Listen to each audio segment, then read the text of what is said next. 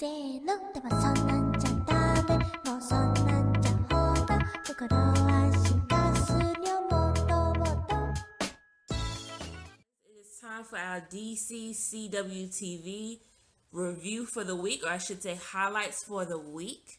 There will be spoilers. We're going to try to keep them as light as possible. If you guys are new to the channel and you're on YouTube, please subscribe. If you like what you hear, if you're on VidMe, remember to upvote us, as well as like and share this video to your friends who are DC fans as well. Okay, now we're going to start off with our Supergirl review for the week. This is week, what are we up to? Week 6. Week 6. I know I didn't get my review in for last week, but I did surmise by the end of the last episode that we were going to have an episode based on Midvale, and that was correct, actually, and it was entitled Midvale. Basically, because of all that transpired with the breakup between Alex and Maggie, Kara takes some time off from the DEO and says, let's go back home. So this episode was based on Midvale. It starts off with them, and they go back about 10 years to when they were teens. So that's pretty much what we see. We don't see any Supergirl action. We see baby Kara, or I should say teen Kara action. She has a situation happens at the school, and she has to find out who killed one of her best friends. And that's pretty much where that goes. The villain of the episode was actually one of the teachers. I'm sorry. Well, technically the teacher, and then, well, I'm not going to spoil this, but someone else was the main villain. It ended up being so. Fits type shit. Oops, sorry.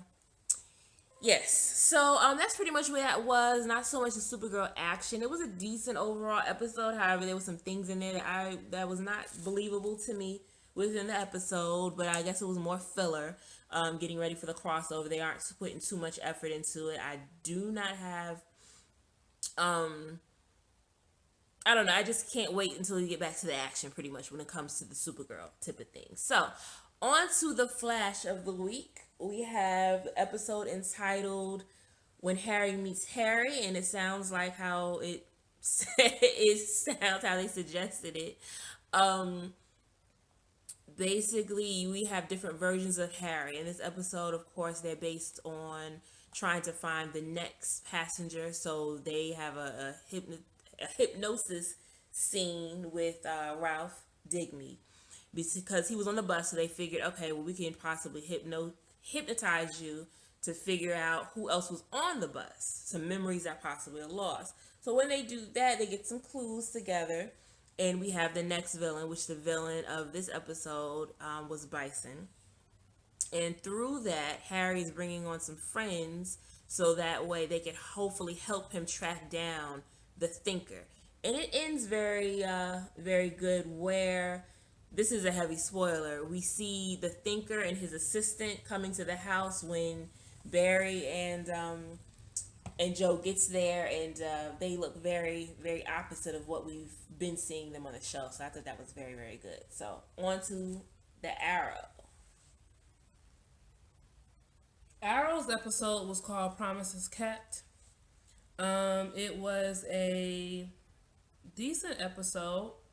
Basically was about father and son relationships. There was action.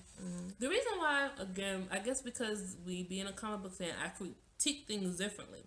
So the reason why I say a lot of episodes of Arrow are just decent is because I know in general I'm going to get a good episode when it comes to action. I'm going to get a good episode when it comes to the type of fight scenes that I get. But what I'm looking for is I'm looking for also a deep storyline. Now, this had a pretty good storyline to me, but I personally thought that it could have been a little bit better. But it was a decent episode.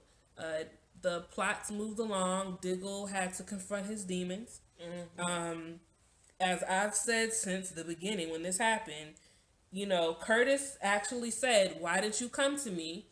Because he said his exact words along the lines like, "I have a woman walking around with a chip in her back, for God's sake."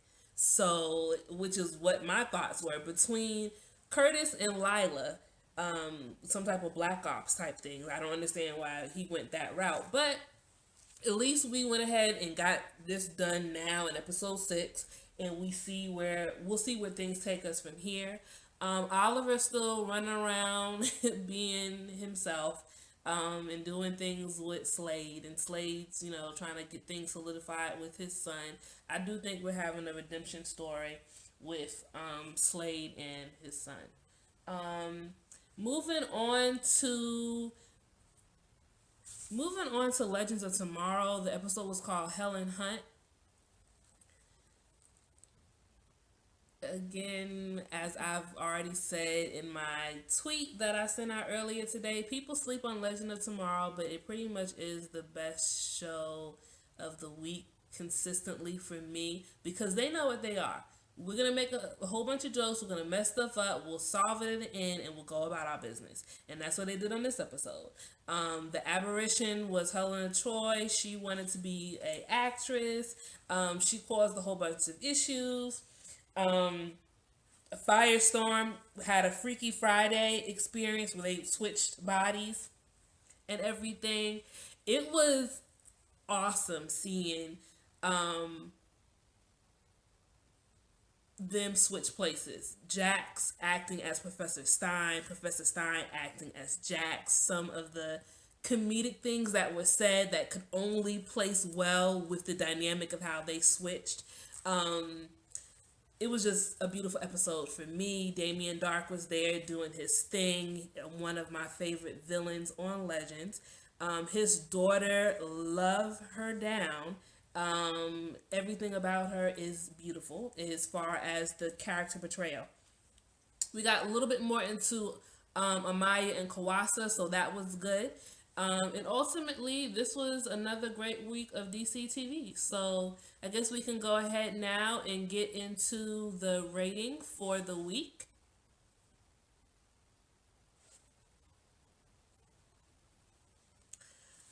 I would give this a B for the week as well. I think I gave it a B last week. I'll give it a B this week. It was a solid week of DC TV.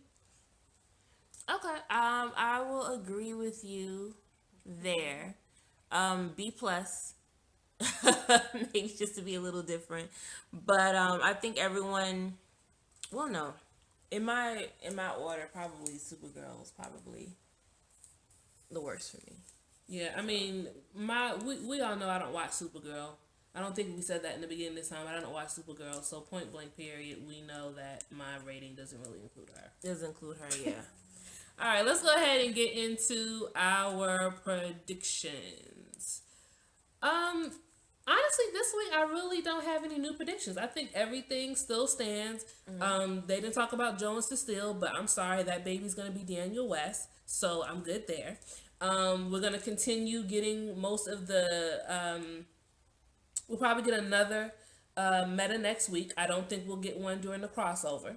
Okay. And once we have the season finale, we'll probably have something that will link us more to the Thinker. We'll have to think about that until we come back in January, because they've already dropped the new dates for when it comes back, including the date for Black Lightning, which we can get to in our geeky news video for the week.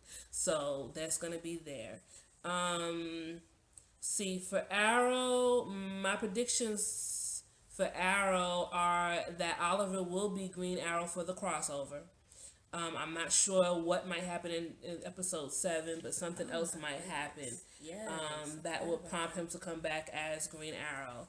I hope it doesn't involve anything dealing with Diggle in a bad way, because that's bad. Let's see.